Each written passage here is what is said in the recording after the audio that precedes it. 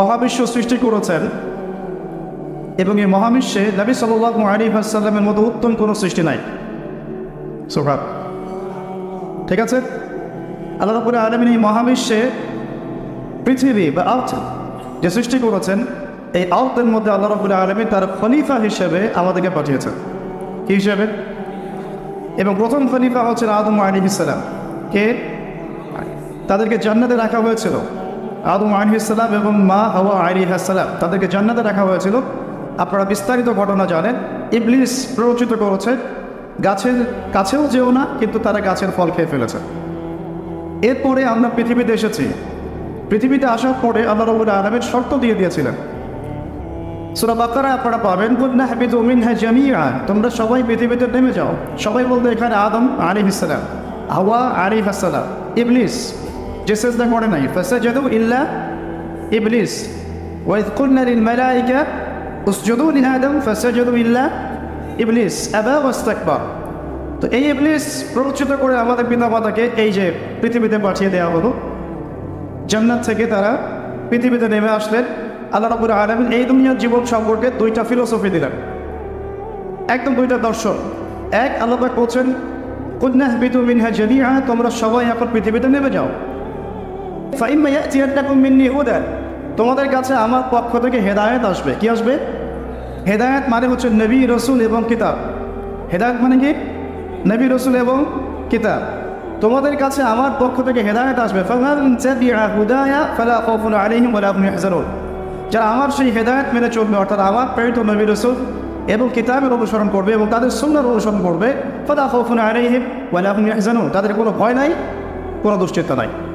এটা ফিলোসফি নম্বর 1, ঠিক আছে।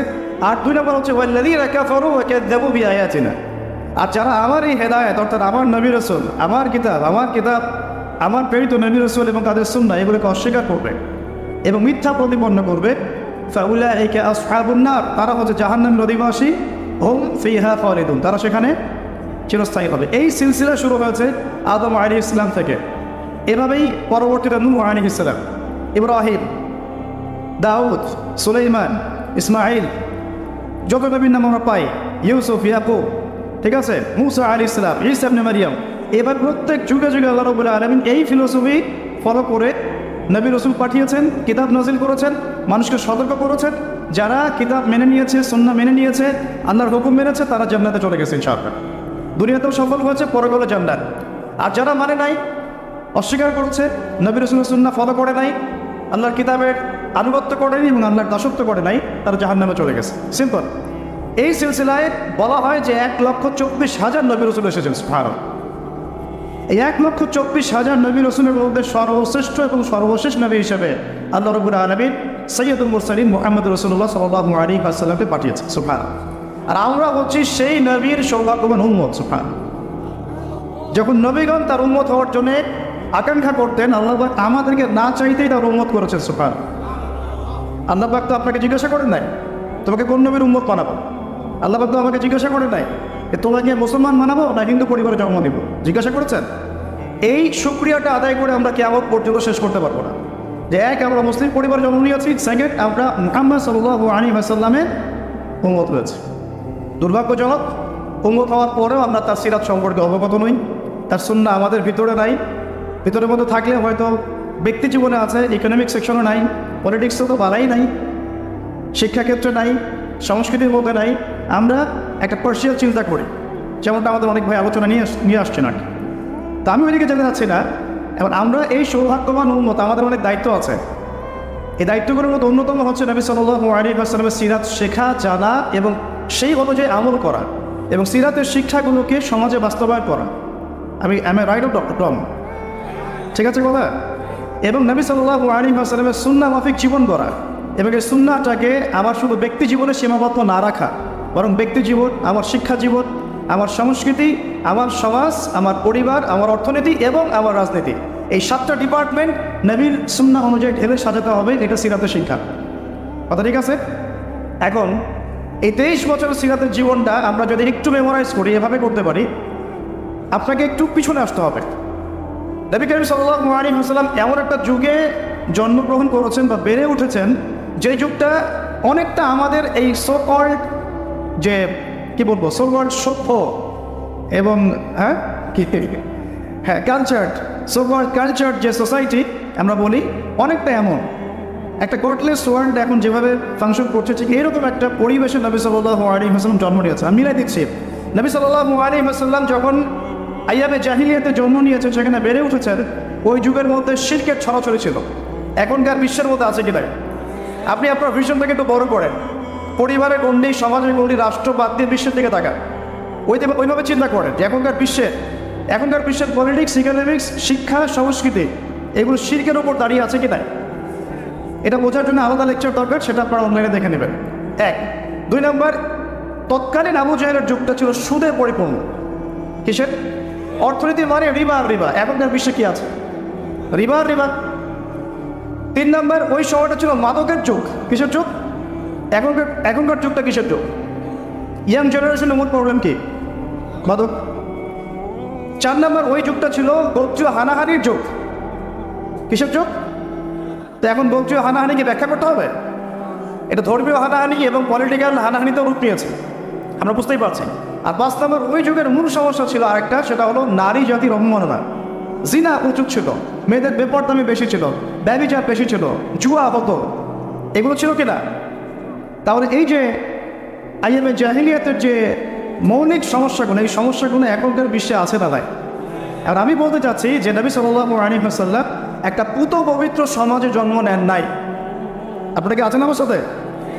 নবী সাল্লাল্লাহু আলাইহি ওয়াসাল্লাম একটা পুত পবিত্র সমাজে জন্ম নেন নাই, বরং আমাদের এই রাষ্ট্র, সমাজ বা বিশ্বের মতোই একটা জাহেলি পরিবেশে জন্ম নিয়েছিলেন। ওখানেই বেড়ে উঠেছেন, যেখানে শিরকের ছড়াছড়ি, সুদের ছড়াছড়ি, জেনার ছড়াছড়ি, ব্যভিচারের ছড়াছড়ি, জুয়ার ছড়াছড়ি, মেয়েদের সাথে অবমাননা হচ্ছে, তারপরে গোত্রীয় হানাহানি হচ্ছে, মাদকের ছড়াছড়ি। এখন নবী সাল্লাল্লাহু আলাইহি ওয়াসাল্লাম এই সমাজে বড় হয়েও নিজে কখনো এই জাহিলিয়াতের সাথে আপোষ করেন নাই। সিরাতের প্রথম শিক্ষা যে আমরা যে পরিবেশে আছি এখানে নিজেরা সেফ থাকতে হবে, নিজেরা সেফ থেকে জাহিলিয়াতের সাথে আপোষ করা যাবে। আমি নিজে এবং আমার পরিবার, আমার আন্ডারে যারা আছে তাদেরকে এই জাহিলিয়াত থেকে দূরে রাখবো, এটা প্রথম শিক্ষা। ওই দোহাই দেওয়া যাবে না যে সমাজ তো নষ্ট হয়ে গেছে, রাষ্ট্র তো এই সমস্যা, বিশ্বে তো এই সমস্যা, না, ওই সময়ও এই সমস্যাগুলো ছিল। তারপরেও কিন্তু নবী সাল্লাল্লাহু আলাইহি ওয়াসাল্লাম নিজে কখনো মিথ্যা বলেন নাই, নিজে কখনো আমাদের খেয়ালত করেন নাই। ওই সময় তাকে মানুষ আল আমিন বলছে, আস-সাদিক আল আমিন, আস-সাদিক আল আমিন। এবার তিনি সমাজ পরিবর্তনের চেষ্টা করছেন, হিলফুল ফুজুর তৈরি করছেন, ইত্যাদি ইত্যাদি, কিন্তু পরিপূর্ণ অ্যাপ্রোপ্রিয়েট রেজাল্টে পাওয়া যাচ্ছে না, কারণ তখনও ওহী নাজিল হচ্ছে না। আপনি সমাজ, রাষ্ট্র, বিশ্ব পরিবর্তন করতে পারবেন না যতক্ষণ পর্যন্ত আপনি ওই সমাজ, ওই রাষ্ট্র এবং ওই বিশ্বের স্রষ্টা আল্লাহর বিধান অনুযায়ী চলছেন না। সিম্পল কথা, ঠিক আছে? নিজের মন গড়া কোনো ফিলোসফি দিয়ে, বুদ্ধিভিত্তিক যে ফিলোসফিগুলো আমাদের, বা মানবরচিত বিধান দিয়ে, নিজের মন গড়া ফিলোসফি দিয়ে, দর্শন দিয়ে আপনি সমাজের সমস্যাগুলোকে সলভ করতে পারবেন না। কারণ সমাজের সৃষ্টিকর্তা যিনি, সেই আল্লাহর যখন দাসত্ব করা হবে এবং তার পক্ষ থেকে আরিত সেই হুদার, হেদায়াত বা ওয়াহির বিধানগুলো যখন বাস্তবায়ন করা হবে, সমাজ সুন্দর হয়ে যাবে। এটার ঘাটতি ছিল তখন নবী সাল্লাল্লাহু আলাইহি ওয়াসাল্লাম একাকিত্ব অবলম্বন করা শুরু করবেন। যেহেতু পারছেন না, তার ভালো লাগছে না পরিবেশ। আপনি যদি 5 ওয়াক্ত নামাজ পড়েন, মাত্র 5 ওয়াক্ত নামাজ, অন্য কোনো আমলও না করেন, আপনার গান শুনতে ভালো লাগবে না, ঠিক আছে কথা?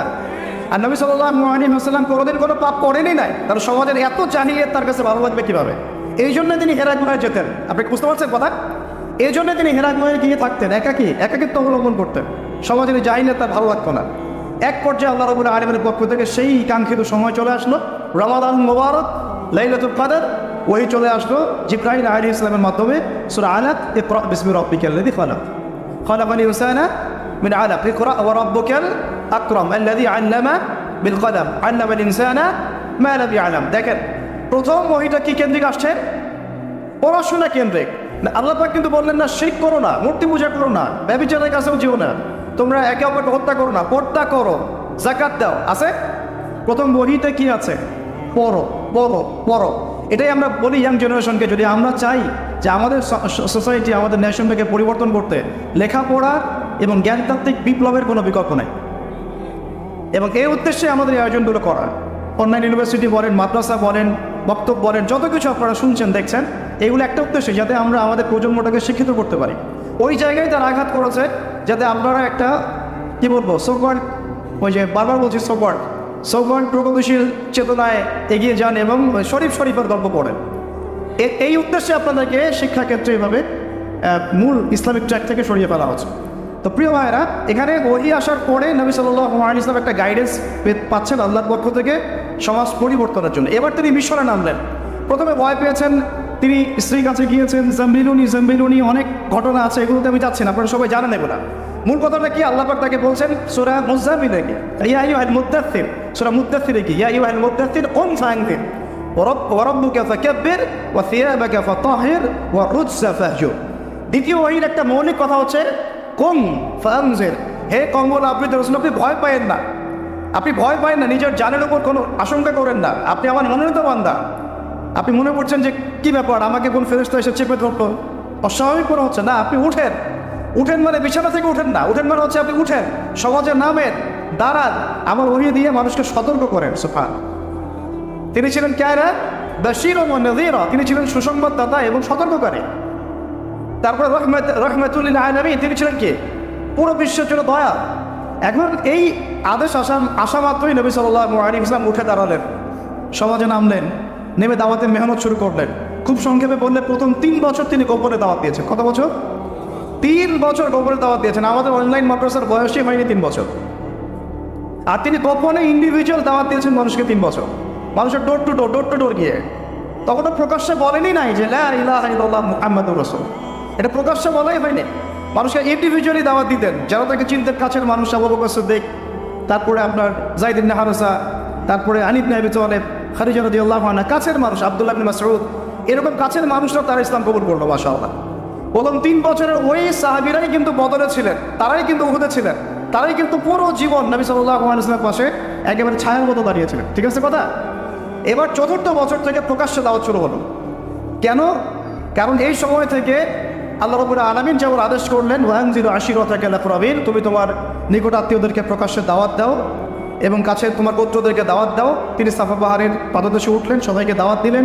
আবু লাহাব ঢিল ছুড়ল, সূরা লাহাব নাজিল হলো, জানেন তো এগুলো আপনারা, ওইদিকে যাচ্ছি না। এখন কখন আরো প্রকাশ শুরু লাভ করলেন, এখন ওমর আর হামজার মতো সাহাবীর ইসলাম কবুল করলেন। সুবহান। মানে আমরা যখন দাওয়াতের মুভমেন্ট করবো বা একটা রেভলিউশনের চেষ্টা করব, তখন যখন শক্তিশালী মানুষটাকে আমাদের পক্ষে আনার চেষ্টা করতে হবে, এবং সেটা দাওয়াতের মাধ্যমে। কিসের মাধ্যমে? এই জন্য আমরা বলি আমাদের দাওয়াত সর্বমহলে দিতে হবে।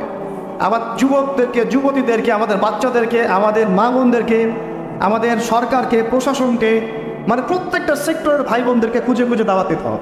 কাউকে দূরে ঠেলে দেওয়া যাবে না। কে জানে তাদের মধ্য থেকে হামজা বের হতে পারে কিনা? তাদের মধ্য থেকে ওমর ইবনে খাত্তাবের জন্ম হতে পারে কিনা? এইটা আমাদের কাজ।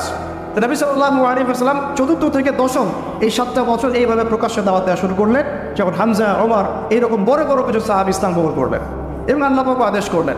আর যখনই প্রকাশ্যে দাওয়াত শুরু হলো, তখনই নির্যাতন, নিপীড়ন, অত্যাচার চূড়ান্ত মাত্রায় বাড়তে লাগে। প্রথম 3 বছর কিন্তু এত নির্যাতন ছিল না, ছিল 4র্থ থেকে 10ম বছর পর্যন্ত আপনি যান, দেখবেন নির্যাতনের মাত্রা শেষ নাই। সাহাবীদেরকে মারা হচ্ছে, পিটানো হচ্ছে, কাউকে সম্পত্তি থেকে বহিষ্কার করা হচ্ছে, কাউকে কি ওই যে তপ্ত মরুভূমির মধ্যে শুইয়ে দিয়ে পিটানো হচ্ছে, কত কি হয়েছে, এগুলো আলাদা আপনি শুনেছেন, ওস্তাদরা বলেছেন। এখন এই 7 বছর কিন্তু নবী সাল্লাল্লাহু আলাইহি ওয়াসাল্লাম সাহাবীদেরকে বলেননি যে তোমরাও প্রতিবাদ করো, বলেছেন, বরং তিনি বলেছেন সাবরান আলা ইয়াসির ফাইন্নামা ওয়াইদাকুমুল জান্নাহ, তোমরা সবর করো, ধৈর্য ধরো, ইনশাআল্লাহ এর প্রতিদান হচ্ছে জান্নাত।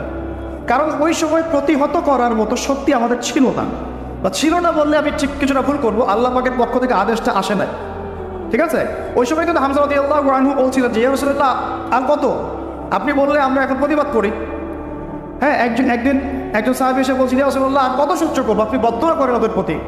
নবী সাল্লাল্লাহু আলাইহি ওয়াসাল্লাম বলছেন না, একদিন দেখবে আমার এই দিন মাশরিক আর মাগরিবে পৌঁছে যাবে, ওই সুদূর হীরা নগরী থেকে একজন আসবে, এসে তাওয়াফ করে যাবে, হজ করে যাবে, কেউ তার কোনো ক্ষতি করবে না, আল্লাহকে ছাড়া সে কাউকে ভয় করবে না। বলে কিন্নাকুম তাস্তাজিলুন, কিন্তু তোমরা খুব তাড়াহুড়া করছো। কি করছো? এই ভুলটা আমরা করছি বাংলাদেশের মানুষ। আমরা দিন প্রতিষ্ঠার ক্ষেত্রে এই ভুলটা করছি, আমরা খুবই তাড়াহুড়া করছি।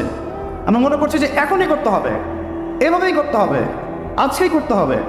একটা সিলসিলা আছে, একটা ট্র্যাক আছে, একটা কনস্ট্রাকটিভ সিরাতের আমাদের সামনে রোল মডেল আছে, আমাকে সেই পথে হাঁটতে হবে। এবং নবী সাল্লাল্লাহু আলাইহি ওয়াসাল্লাম সাহাবাদের মধ্যে ঐক্য রেখা ছিলেন, বিভক্ত হয়ে যান নাই, আমরা বিভক্ত হয়ে গেছি। তিনি তিনি যা আদেশ করতেন সাহাবীরা সামি'না ওয়া আতা'না, শুনলাম মানলাম। আমাদের জনগণ এমন না, শুনে মানে এমন না, একটা কথা বলবেন উল্টাটা করবেন। এখানে জামাআত পাবেন না, আপনি ইমারত পাচ্ছেন না, একজন সুযোগ্য নেতা পাচ্ছেন না যার আন্ডারে সবাই পিছনে গিয়ে দাঁড়াবে। আছে?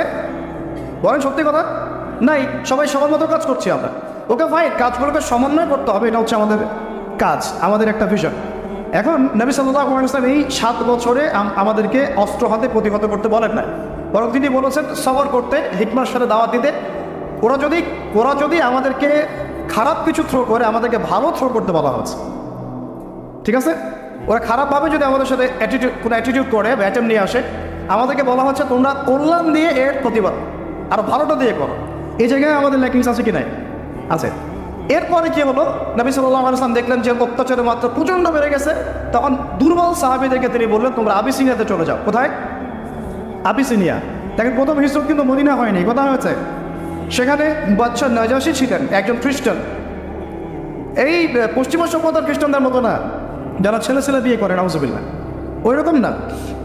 বরং তিনি ছিলেন একজন সৎ খ্রিস্টান, যিনি ঈসা আলাইহিস সালামের মধ্যে ঈমান নিয়ে এসেছিলেন, এবং তিনি পরবর্তীতে মুসলিমও হয়েছেন, মুসলমানদেরকে আশ্রয় দিয়েছিলেন। সূরা মারিয়ামের তেলাওয়াত শুনে মুসলমান হয়ে গেছেন, আলহামদুলিল্লাহ। মুসলমানদেরকে এমন সাহায্য তিনি করেছেন যেটা আসলে হয়তো আমরাও করতে পারবো কিনা আল্লাহ ভালো জানে, ঠিক আছে? তো এখন তিনি যখন ইন্তেকাল করেন, নবী সাল্লাল্লাহু আলাইহি ওয়াসাল্লাম তার গায়েবারা জানাজাও কিন্তু করেছেন। এই বাচ্চা নাজাশীর কথা বলছি, তার রাজ্যে তিনি মুসলমানদেরকে আশ্রয় দিলেন, তারা শান্তিতে থাকতে লাগলেন। এইদিকে দাওয়াতের মেহনত চলতে লাগলো মক্কায়। চলতে চলতে দেখা যাচ্ছে মক্কাতে 3 বছর বয়কট করে দিল আমাদের, মনে আছে? 3 বছর বয়কট। ওদের সাথে চলবো না, ফিরবো না, বিয়ে শাদী করবো না, কাছের ছালবো জায়গায় তারা থাকতে লাগলেন, শিয়ারে আবু তালেব, ওই পাহাড়ের পাদদেশে। ওই সময় সাহাবীদের গায়েরত এত বেশি ছিল, কেউ যদি খাবার অনুদান দিয়ে যেত না, তারা ফিরিয়ে দিতেন যে অনুদানের দরকার নাই, আল্লাহ খাওয়াবে আমাদের। সত্যি বলছি, বাস্তবতা, সিরাত আর আমাদের মধ্যে আকাশ পাতাল পার্থক্য, অনতিক্রম্য ব্যবধান একটা। এই ব্যবধানটা যত কমবে, ইসলাম তত বিজয়ী হবে চাও। এই ব্যবধান যত কমাতে পারবো, তত ইসলাম বিজয় লাভ করবে চাও। এই ব্যবধান কমানোর দায়িত্ব কিন্তু ইন্ডিভিজুয়ালি আমাদের প্রত্যেকের সবার।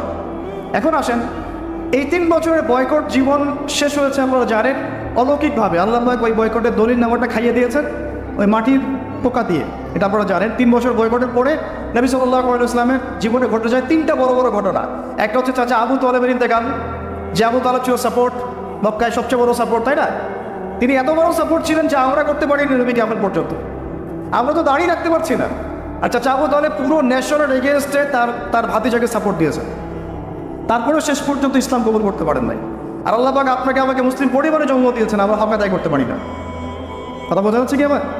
এখন আসেন, চাচা আবু তালেবের ইন্তেকালের মাত্র কয়েকদিন পরেই ইন্তেকাল করেছেন খাদিজা রাদিয়াল্লাহু আনহা, সবচেয়ে প্রিয়তমা প্রেমময় স্ত্রী, এই শেল্টার। তখন তিনি অনেক ব্যথিত, বিষণ্ণ। ওই সময় আল্লাহ রাব্বুল আলামিন তাকে মেরাজ করালেন, সুবহান। একেবারে আল্লাহ রাব্বুল আলামিনের কাছে নিয়ে গিয়ে ওহীগুলো করলেন। মনে আছে সূরা বাকারা শেষের আয়াতগুলো? সালাত 50 ওয়াক্ত থেকে কমতে কমতে 5 ওয়াক্ত আল্লাহ পাকের নিদর্শন দেখালেন, বাইতুল মুকাদ্দাসে নিলেন, সেখানে ইমামদের তিনি ইমামতি করলেন। আল্লাহ পাক তার কষ্ট ভুলিয়ে দিলেন। এরপরে ইসলামের টার্নিং পয়েন্ট চলে আসে। এর আগে নবী সাল্লাল্লাহু আলাইহি ওয়াসাল্লাম তায়েফে গিয়েছেন, তায়েফের আলোচনা করে শুনেছেন। সেখানে আব্দুল মাসউদ, হাবিব বিন আমর তারা ইসলাম কবুল করে নাই, বরং তায়েফবাসী নবীকে মেরেছে, রক্তাক্ত করেছে, ফিরিয়ে দিয়েছে। এবং এই ফিরিয়ে দেওয়ার ঘটনা কত হৃদয় বিদারক ছিল সেটা আমরা আলী বিন হাবিব ভাইয়ের মুখ থেকে শুনেছি। এখন তিনি কিন্তু বদদোয়া করেন নাই, বরং তিনি তায়েফবাসীর জন্য দোয়া করেছেন যে আমি আশা করি যে আল্লাহ পাক তাদের ওরস থেকে এমন প্রজন্ম বের করবে যারা পরবর্তীতে আল্লাহর প্রতি ঈমান আনবে ইনশাআল্লাহ। তো দেখেন, আমাদের দায়ীদের মধ্যে, আমাদের যারা ইসলাম প্রতিষ্ঠায় আমরা কাজ করতে চাই বা স্বপ্ন দেখি, আমাদের মধ্যে কি এই স্বরূপটা আছে? এইরকম মানে ওপেন মাইন্ডেড একটা হৃদ্যতা আছে কি? এই মাইন্ডেড নাই, বরং আমরা সিলি একটা ইস্যু নিয়েও বদদোয়া করে ফেলি মানুষ। আল্লাহ নবী সাল্লাল্লাহু আলাইহি ওয়াসাল্লাম বদদোয়া তো করেন নাই, পুরা উল্টা দোয়া করলেন তাদের জন্য। অপশন দেওয়া হচ্ছিল, পাহাড় পর্বত ফেরেশতা একেবারে চাপ দিয়ে মালাকুল জীবন ওদেরকে শেষ করে দিবে, তিনি করেন নাই। আপনারা আবু হুরায়রা রাদিয়াল্লাহু আনহু নাম শুনেছেন, সবচেয়ে বেশি হাদিস বর্ণনাকারীদের একজন। হ্যাঁ, তিনি কিন্তু তায়েফবাসীদের যে উপগোত্রগুলো আছে তার একটা উপগোত্রের মানুষ। ওই দিন যদি তিনি বদদোয়া করতেন, আমরা আবু হুরায়রা রাদিয়াল্লাহু আনহুকে পেতাম। বুঝতে পারিনি। এরপরে যাক আলহামদুলিল্লাহ, নবী সাল্লাল্লাহু আলাইহি ওয়াসাল্লাম মক্কায় ঢুকলেন। আল্লাহ রাব্বুল আলামিন মদিনা থেকে এবার 11 নম্বর বছরে 6 জন যুবককে পাঠালেন। কয়জন? যুবকরা শুনেন ভালো করে। এবার ইসলামের টার্নিং পয়েন্ট এখান থেকে আমি কনক্লুশনে যাচ্ছি। 6 জন যুবকের নেতা ছিলেন আসাদ বিন জুরাহ রাদিয়াল্লাহু আনহু। এই সাহাবী তো এই 6 জন মানে সাহাবী পরে ইসলাম কবুল করেছেন, তাই সাহাবী বলছে অবশ্যই তারা জানতেন শেষ জামানায় একজন নবী আসবেন। কি জানতেন? শেষ জামানায় আরেকজন নবী। কার কাছ থেকে জানতেন? ইহুদিদের কাছ থেকে। ইহুদিরা কোথায় ছিল? মদিনায় ছিল। কয়টা গোত্র ছিল? 3টা, বনু কুরাইজা, বনু কাইনুকা, বনু নাজির। ওরা মদিনায় কি করছিল? ওরা মদিনায় শেষ নবীর আগমনের অপেক্ষা করছে। তার ওরা এখন ফিলিস্তিনে কি করছে? ওদের মাসিহ দাজ্জালের আগমনের অপেক্ষা করতেছে। বোঝাতে পারতেছে আমি কি বিষয়? এখন সারা দুনিয়া বাদ দিয়ে বাইতুল মুকাদ্দাসে কি করতেছে? রাশিয়া জায়গা দেয় না কেন? আমেরিকা যে ওর বন্ধু, ওকে জায়গা দেয় না কেন? আমেরিকা তো অনেক জায়গা ফাঁকা পড়ে আছে। ও তো চাইলে 10টা ইসরায়েল রাষ্ট্র প্রতিষ্ঠা করতে পারে ওখানে, করে না কেন? ব্রিটেন বেলফোর্ড ডিক্লারেশনের মাধ্যমে এই আপনার 1917 সালে জায়গা উন্মুক্ত করলো, উসমানীয়দেরকে বের করে দিল, তাই না? উসমানীয়দেরকে পরাজিত করে ওই জায়গা উন্মুক্ত করলো, করে ব্রিটেন সেখানে থাকলো না কেন? ওদেরকে জায়গা দিল কেন? এত যদি মিত্রতা, পশ্চিমা কোনো কান্ট্রি ওদেরকে জায়গা দেয়নি কেন? দিয়েছে? কোনো কান্ট্রি জায়গা দিয়েছে? সব বাদ দিয়ে জেরুজালেমে কি, সব বাদ দিয়ে মদিনায় যেমন যে ইস্যুটা ছিল সব বাদ দিয়ে, ওই সব বাদ দিয়ে এখন জেরুজালেমের সেই ইস্যু। ওইখানে তারা অপেক্ষা করছিল ওই 3টা কওম, বনু কুরাইজা, বনু কাইনুকা, বনু নাজির, শেষ নবী মুহাম্মদ সাল্লাল্লাহু আলাইহি ওয়াসাল্লামের আগমনের জন্য। এবং তাকে পেলে তারা বায়াত করতো, করে ইসলাম কবুল করে ধন্য হতো, দুনিয়া আখিরাতে সফল হতো। এটা ছিল ওদের শেষ অপশন। এই কাজটা না করার ফলে তাদের নাম ইয়াহুদ থেকে মাকতুব হয়েছে। ইয়াহুদ থেকে কি হয়েছে? মাকতুব হয়েছে, গায়রুল মাকতুবি আলাইহিম ওয়ালাদ-দালিন। আর বনু ইসরাইল থেকে ইয়াহুদ কেন হয়েছে? ঈসা আলাইহিস সালামকে অস্বীকার করার কারণে। বুঝতে পারতেছি? ঈসা আলাইহিস সালামকে অস্বীকার করার কারণে বনু ইসরাইল থেকে ইয়াহুদ হয়েছে।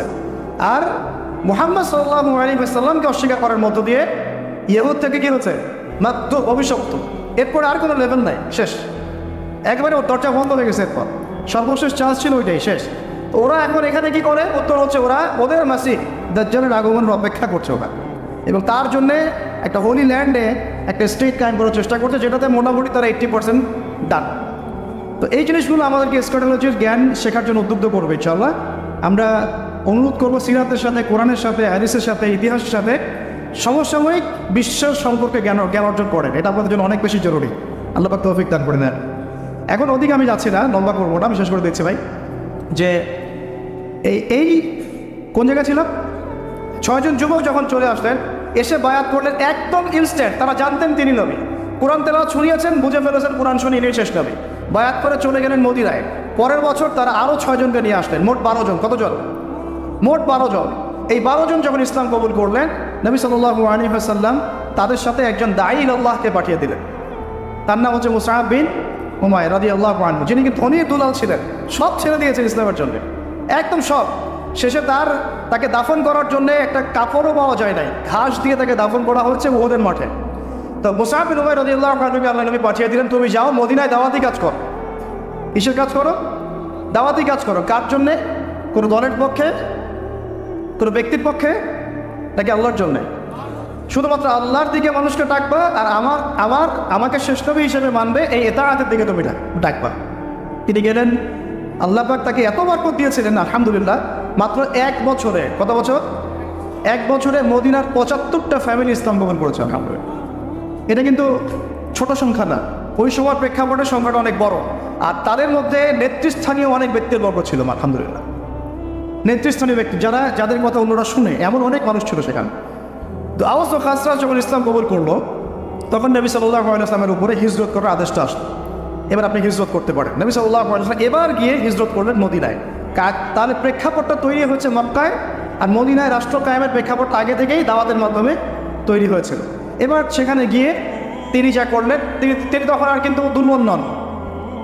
মুসলমানরা তখন আর কি না, দুর্বল না, সাহাবীরা নির্যাতিত না। তারা একটা ভূখণ্ড পেলেন, একটা জনসমষ্টি পেলেন, একটা সার্বভৌমত্ব পেলেন, একটা রাষ্ট্রের ফাংশন যা যা লাগে সবই পেলেন। সেখানে গিয়ে তিনি মক্কার মতো দারুল আরকামের মতো মসজিদ নববী নির্মাণ করলেন। তার আগে মসজিদে কুবা নির্মাণ করেছেন, ঠিক আছে কথা। তারপরে তিনি আনসার আর মুহাজিরদের মধ্যে ভাতৃত্বের বন্ধন স্থাপন করলেন। কো লাগবে আপনার, তাছাড়া আমরা দিন প্রতিষ্ঠা করতে পারবো না। তারপরে তিনি ইহুদিদের সাথে, অন্যদের সাথে মদিনা সনদ করলেন, ঠিক আছে। এই সনদগুলো ভঙ্গ করেছেন ইহুদিরা। তার ফলশ্রুতিতে বনু কাইনুকাকে বের করা হয়েছে, বনু নাজিরকে বের করা হয়েছে, বনু কুরাইজাকে বের করা হয়েছে, যুদ্ধগুলো হয়েছে। এরপরে সামরিক বাহিনী গঠন হয়েছে, অর্থনীতির ভিত্তি শক্ত করা হয়েছে, সারিয়া অভিযানগুলো শুরু হয়েছে। আপনারা অনেকে মনে করেন যে বদর মনে হয় প্রথম যুদ্ধ, না, বদরের আগে অনেকগুলো সারিয়া হয়েছে। সারিয়া সেই যুদ্ধগুলোকে বলা হয় যেখানে নবী সাল্লাল্লাহু আলাইহি ওয়াসাল্লাম নিজে উপস্থিত ছিলেন না, অন্যকে দায়িত্ব দিয়েছে, ঠিক আছে। আর সরি, হ্যাঁ ঠিক আছে, সারিয়াটাকে বলে যেখানে নবী সাল্লাল্লাহু আলাইহি ওয়াসাল্লাম নিজে উপস্থিত ছিলেন না, অন্যকে দায়িত্ব দিয়েছেন। আর যে যুদ্ধে তিনি নিজে উপস্থিত ছিলেন তার নাম কি? গাজওয়া। তো এই কয়েকটা সারিয়া হওয়ার পরে আবু সুফিয়ানের কাফেলা যাচ্ছিল শামে, ওইটাকে আক্রমণ করাকে কেন্দ্র করে ঘটনা ঘটে গেল এবং এটাকে কেন্দ্র করে বদরের প্রেক্ষাপট তৈরি হল। এবং বদরের যুদ্ধ মুসলমানরা জয়লাভ করলে পরে জানেন একদম বিশাল ব্যবধানে 70 জন কাফের মারা গেল, 70 জনকে বন্দী করা হলো। মুসলমানরা মাশাআল্লাহ পুরো বিশ্বকে জানাই দিল যে একটা শক্তি রাইজ করেছে আলহামদুলিল্লাহ, যেটা কারোর সামনে মাথা নত করবে না ইল্লাল্লাহ, আল্লাহ ছাড়া। কথা ঠিক আছে। এরপর উহুদে তারা প্রতিশোধ দিতে আসলো। কি করতে আসলো? কিসের প্রতিশোধ? বদরের পরাজয়ের প্রতিশোধ। এই যুদ্ধটা আমরা জিতেই গিয়েছিলাম একটা ভুল, মাত্র কয়টা ভুল? একটা খালি ভুল। কি ভুল বলেন তো? ওই যে জাবালুল রুমার উপর দাঁড়িয়ে থাকবা, ওখান থেকে নামবা না। জাবালুল রুমার উপর দাঁড়িয়ে থাকবা, ওখান থেকে নামবা না। সাহাবীরা নেমে আসছিলেন অল্প কয়েকজন ছাড়া। এই সুযোগটা নিয়েই খালিদ বিন ওয়ালিদ রাদিয়াল্লাহু আনহু, তিনি তখন মুসলিম হন নাই, পিছন দিক থেকে এসে একেবারে ইনস্ট্যান্ট অনেক সাহাবী, প্রায় 70 জন সাহাবী শাহাদাত বরণ করলেন। আমি যদি আপনাদেরকে উহুদের মাঠটা দেখাতে পারতাম কোনো ইয়াতে, মানে প্রজেক্টরের মাধ্যমে, এবং ওখানে উপস্থিত থেকে আমরা এটা দেখেছি যে কোন দিকে মুসলমানরা ছিল, কোন দিকে কাফেররা ছিল, কোন দিক থেকে আক্রমণটা হচ্ছে, এটা আমি ওই মাঠে গেলে বোঝাতে পারবো আপনাকে স্ট্র্যাটেজি কেমন ছিল। যাই হোক, মুসলমানরা দুই দিকে চাপে পড়ে গিয়েছিল, এতে করে উহুদের যুদ্ধে একটা স্বাভাবিক বিপর্যয় শুরু হয়ে যায়। আপনারা জানেন ফলাফল কী হয়েছে? আমাদের নবী সাল্লাল্লাহু আলাইহি ওয়াসাল্লাম স্বয়ং নিজেও মার খেয়েছেন সাল্লাল্লাহু আলাইহি ওয়াসাল্লাম, যেটা আপনারা আলোচনা শুনেছেন ইতিমধ্যে। এরপরে তারা আরও বড় শক্তি ক্রিয়েট করেছিল খন্দকের যুদ্ধে আক্রমণ করার জন্য। খন্দকের খান করা হয়েছে সালমান আল ফারিসি রাদিয়াল্লাহু আনহুর পরামর্শে। তো খন্দক যুদ্ধের খান নবী সাল্লাল্লাহু আলাইহি ওয়াসাল্লাম নিজেই ফুরেছেন, মনে আছে আপনাদের? পেটে পাথর বেঁধে। তারপর খন্দকের যুদ্ধে তারা মদিনা অবরোধ করে বেশি দিন টিকতে পারে নাই, 1 থেকে 1.5 মাসের মধ্যে তারা সেখান থেকে চলে গিয়েছে। আল্লাহ পাক ঝড় পাঠিয়েছেন, বাতাস পাঠিয়েছেন, ফেরেশতা দিয়ে সাহায্য করেছেন, প্রচণ্ড শীত নামিয়ে দিয়েছেন। এবং মুসলমানরা ওই যুদ্ধটাকে বলা হয় একটা ব্যারিয়ার, মানে এরপর থেকে মুসলমানরা আর মানে ডিফেন্সিভ কোনো যুদ্ধ করে নেই, সব এরপর থেকে সবগুলোই আক্রমণাত্মক যুদ্ধ হয়েছে। এটা একটা ব্যারিয়ার বলা হয় খন্দকের যুদ্ধ। এই যুদ্ধটাতে আমরা মোটামুটি জয়লাভ করি। তারপরে নবী করিম সাল্লাল্লাহু আলাইহি ওয়াসাল্লাম দাওয়াতের মেহনত বাড়ান, সারি অভিযানগুলো বাড়ান। এক পর্যায়ে স্বপ্ন দেখছেন যে তিনি বাইতুল্লাহ তাওয়াফ করছেন। সাহাবীরা চিন্তা করলেন, হ্যাঁ আমরা ইনশাআল্লাহ উমরা করতে যাব বা হজ করতে যাব ইত্যাদি ইত্যাদি। তো সবাই রেডি হলেন, 1400 সাহাবী যাচ্ছেন উমরা করতে নিরস্ত্রভাবে। কিন্তু আবু সুফিয়ানের কাফেলা তাদেরকে আটকে দিল। খালিদ বিন ওয়ালিদ সেখানে ছিলেন, তিনি তখনও মুসলিম হননি কিন্তু, ঠিক আছে। তো এইখানে নবী সাল্লাল্লাহু আলাইহি ওয়াসাল্লাম বলেন, আমরা কিন্তু যুদ্ধ করতে আসি নাই, আমরা এসেছি ইবাদত করতে, আমরা অস্ত্র নিয়েও আসি নাই। ঠিক আছে, তোমরা ঢুকতে পারবে না, এই বছর উমরা করতে পারবে না, পরের বছর আসতে হবে, তাও পরের বছর অস্ত্র ছাড়া আসতে হবে, 3 দিনের বেশি থাকতে পারবে না, 10 বছর আমরা কেউ কারোর সাথে যুদ্ধ করবো না, এই 10 বছরে তোমাদের কেউ আমাদের দলে আসলে ফিরাই দিব না, আর আমাদের কেউ তোমাদের দলে গেলে ফিরাই দিতে হবে। সবগুলো ধারাই আমাদের কি এগেছে না? নবী সাল্লাল্লাহু আলাইহি ওয়াসাল্লাম বললেন, ঠিক আছে ডান, ওকে ফাইন, কোনো সমস্যা নেই। এইবার নাজিল হচ্ছে ইন্না ফাতাহনা লাকা ফাতহাম মুবিনা। এই হুদাইবিয়ার এই সন্ধির মধ্য দিয়ে আমি তোমাকে স্পষ্ট বিজয় দিয়ে দিয়েছি। সুবহানাল্লাহ। ওটা তারা বুঝতে পারে না, ওটা ব্যাখ্যা করতে পারবো না আমি, এখন সময় লাগবে। এখন কথা হচ্ছে, হুদাইবিয়ার সন্ধির পরে নবী সাল্লাল্লাহু আলাইহি ওয়াসাল্লাম 10 বছরের জন্য সবচেয়ে বড় শক্তির হাত বন্ধ করে দিলেন, মানে কুরাইশরা এখন আমাদেরকে আর আক্রমণ করতে পারবে না, ঠিক আছে। এবার তিনি খায়বারে যে বাকি ইহুদিরা ছিল তাদেরকে আক্রমণ করবেন। কত ডিপ্লোম্যাটিক দেখেছেন, কত ডিপ্লোম্যাটিক স্ট্র্যাটেজি ছিল নবী সাল্লাল্লাহু আলাইহি ওয়াসাল্লামের। বড় শত্রুর হাত চেপে ধরেছেন, 10 বছর কোনো যুদ্ধ হবে না তোমার সাথে, সন্দেহ আছে, আর তুমি ওদেরকে সাহায্য করতে পারবে না। এবার তিনি গিয়ে খায়বার আক্রমণ করেছেন, ফিরে গিয়ে খায়বার আক্রমণ করেছেন। তারপরে আরও যুদ্ধ হয়েছে, আপনার মুতার প্রান্তর হয়েছে, তাবুকের অভিযান হয়েছে, আরও সারি অভিযানগুলো হয়েছে। তো এই অভিযানগুলোর মধ্য দিয়ে মুসলমানদের সংখ্যাও যেমন বেড়েছে, অর্থনীতি সমৃদ্ধ হয়েছে, তারপরে আমাদের ভূমির পরিমাণ বেড়েছে, রাষ্ট্রের আয়তন বেড়েছে, সব কিছু মিলিয়ে আমরা অনেক শক্তিশালী হয়েছি। সেই যে নির্যাতিত সাহাবীরা নিঃস্ব হস্তে মদিনায় আসলেন, এখন তাদের মানে আধ্যাত্মিক, অর্থনৈতিক, রাজনৈতিক, সামরিক সব ক্ষেত্রে তারা এখন আকাশচুম্বী একটা অবস্থানে চলে গেছে আলহামদুলিল্লাহ। কত বছরের মধ্যে? মাত্র এই 7-8 বছরের মধ্যে, 7 থেকে 8 বছর দলে দলে মানুষ ইসলাম কবুল করা শুরু করতেছিল আলহামদুলিল্লাহ। এরপরে চুক্তি ভঙ্গ করলো আবু সুফিয়ানের বাহিনী, মনে আছে? তারা ওই হুদাইবিয়ার সন্ধির চুক্তিটা ভঙ্গ করলো। এর ফলে নবী সাল্লাল্লাহু আলাইহি ওয়াসাল্লাম একদম বিশাল একটা ফোর্স নিয়ে মক্কা অভিমুখে রওনা হলেন। এবং তিনি বললেন যে যতজন আছো তার চেয়ে বেশি আগুন জ্বালাবা, যাতে ওরা যখন দেখবে তারা যেন মনে করে এত সৈন্য আসছে। মানে সবসময় তিনি খুবই বিচক্ষণ ছিলেন। আমরা তো মনে করি যে খালি সুবহানাল্লাহ আলহামদুলিল্লাহ আল্লাহু আকবার পরেই তো মনে হয় ইসলাম। ইসলাম মানে একটা বিচক্ষণ ডিপ্লোম্যাটিক সিদ্ধান্ত, কখন আমাকে কীভাবে চলতে হবে, কোন সিচুয়েশনে আমি কীভাবে রিয়্যাক্ট করব। সিরাত আমাদেরকে এগুলোও শেখায়। তো প্রায় বলা যায় যে বিনা যুদ্ধেই মক্কা মোটামুটি জয় হয়ে গেল। মক্কা জয় হওয়ার পরে আল্লাহ রাসূল সাল্লাল্লাহু আলাইহি ওয়াসাল্লাম সবাইকে আমভাবে মাফ করে দিলেন। তবে তাকে যারা গালি দিয়েছিল, কষ্ট দিয়েছিল, তাদেরকে তিনি কিন্তু মাফ করেন নাই। মনে আছে ইবনে খাতালের নাম, কাবার ওই যে গেলাফ ধরেছিল, ওই অবস্থা তাকে হত্যা করা হয়েছে। কেন? সে নবী সাল্লাল্লাহু আলাইহি ওয়াসাল্লামকে গালি দিয়েছিল। তার তখন অথরিটি আছে। তিনি খালিদ বিন ওয়ালিদ রাদিয়াল্লাহু আনহু, আলী ইবনে আবি তালেব তাদেরকে পাঠালেন, দেখো আরবের উপদ্বীপে কোনো মূর্তি টুর্তি আছে নাকি, থাকলে ভেঙে গুড়িয়ে দেবা, কবর থাকলে একদম সমান করে ফেলবা। এই কাজে তারা বেরিয়ে গেলেন। এইদিকে আপনার তাবুক অভিযান তো হয়েছে পরবর্তীতে, এর আগে তায়েফেও একটা অভিযান হয়েছে, তারপর হুনাইনে একটা যুদ্ধ হয়েছে। এভাবে ইসলাম কিন্তু আরও সম্প্রসারিত হতে লাগলো। হওয়ার পরে নবী সাল্লাল্লাহু আলাইহি ওয়াসাল্লাম সর্বশেষে গিয়ে বিদায় হজটা করলেন। হজ কিন্তু তিনি একবারই করেছেন। কয়বার? একবারই করেছেন। এই হজে তিনি মৌলিকভাবে অনেকগুলো 4-5টা ভাষণ দিয়েছেন। মূল কথাগুলো তিনি বলে গেলেন। ওই জায়গায় জাহিলিয়াতের সুদ, আমি আমার পায়ের তলে পিষ্ট করে গেলাম, এটা আমাদের নবীজি বলে গিয়েছেন। ওই সুদের উপরে এখন অর্থনীতি দাঁড়িয়ে আছে। আর বুঝতে পারছেন? আবার ওই জাহিলিয়াতকে ডেকে নিয়ে আসছে এরা, যেটা নবী সাল্লাল্লাহু আলাইহি ওয়াসাল্লাম তার পায়ের তলে দাফন করে গিয়েছিলেন। তিনি বললেন, দেখো আরও বড়লোক কোনো ভেদাভেদ নাই, সাদা কালো কোনো ভেদাভেদ নাই, ধনী গরিব কোনো ভেদাভেদ নাই, শুধুমাত্র তাকওয়ার মানদণ্ডে বিচার হবে। কে সবচেয়ে বড় মুমিন আর কে কম, তার চেয়ে মানে নিচু স্তরের মুমিন। এটা কিসের মানদণ্ড হবে? তাকওয়ার মানদণ্ড। আরও বড়লোক কোনো ভেদাভেদ নাই, পায়ের তলে দাফন করে গেলাম। তোমরা মেয়েদের ব্যাপারে সতর্ক থেকো, তোমাদের দাস দাসীর ব্যাপারে সতর্ক থেকো। তারপরে তোমরা পরস্পর ভাই ভাই হয়ে যাও, আজকের পর তোমরা বিভক্ত হবে না। আমি রেখে যাচ্ছি দুইটা জিনিস, দুইটা বিষয় বস্তু, একটা হলো কোরআন, একটা সুন্নাতে নবীহি, আর একটা কিতাবুল্লাহ। লান তাদিল্লু মা তামাসসাকতুম বিহিমা, তোমরা কোনোদিন পথভ্রষ্ট হবে না যতদিন এই দুইটাকে আঁকড়ে ধরে রাখ। এভাবে তিনি অনেকগুলো নসিহত করলেন। তার মধ্যে শেষের দিকে এই বিদায় হজ ভাষণের শেষে মনে হয় তিনি 80 থেকে 83 দিন বেঁচেছিলেন। 80 থেকে 83 দিন। এবার তিনি মদিনায় ফিরে যান, অসুস্থ হয়ে পড়েন। অসুস্থ অবস্থায় তিনি আরও কিছু নসিহত করেছেন। যেমন তিনি বলেছেন, সালাতের ব্যাপারে সর্বোচ্চ গুরুত্ব দিবে, তোমাদের অধীনস্থদের ব্যাপারে গুরুত্ব দিবে, রাষ্ট্রগুলো দূত আসতে সম্মান করবে, আরব উপদ্বীপ থেকে ইহুদিদেরকে বের করে দিবে। দেখেন ওরা আজকে আরব উপদ্বীপ শাসন করতেছে। এগুলো নবীর শেষ নসিহতগুলো। আমার কবরকে উপাসনার জায়গা বানাবানা, এগুলো আপনারা সবাই জানেন, আমি ওইটা বিস্তারিত বলতে যাচ্ছি না। এরকম করে তিনি অনেকগুলো শেষ নসিহত করে দুনিয়া থেকে বিদায় নিয়ে আল্লাহর সান্নিধ্যে চলে গেলেন এবং আমাদের হাতে এই ইসলামটাকে আমানত রেখে গেলেন। বলে গেলেন যে এরপরে তো আর কোনো নবী আসবে না, কিন্তু আলেম ওলামা থাকবেন, তারা নবী আম্বিয়া কেরাম তাদের উত্তরসূরি। আজকে ওলামায়ে কেরাম আছেন। এভাবে যুগ যুগ ধরে, এরপরে যুগ যুগ ধরে চলতে আসছেই। আবু বকর সিদ্দিকের 2 বছর 2.5 বছর ইসলামী খেলাফা এভাবে দাঁড়িয়েছিল।